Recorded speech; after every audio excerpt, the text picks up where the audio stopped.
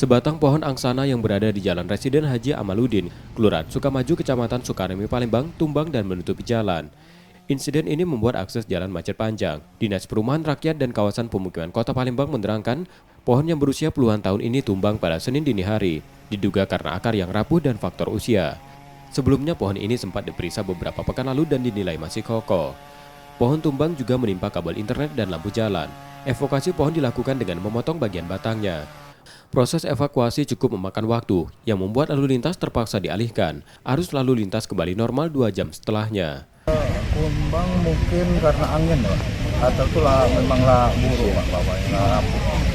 Jadi itu tidak terpantau dari dinas tercinta untuk langkah yang diambil kan akar bawah lah buruk itu tidak terpantau. Kalau di tumbang ada buruk atas itu kelihatan, tapi kalau bawah itu nggak terpantau, nggak kelihatan. Beruntung tidak ada korban jiwa dalam peristiwa ini, karena tidak ada warga yang melintas saat kejadian. Rizky Oktora, Muklas Diferensial, Kompas TV, Palembang, Sumatera Selatan.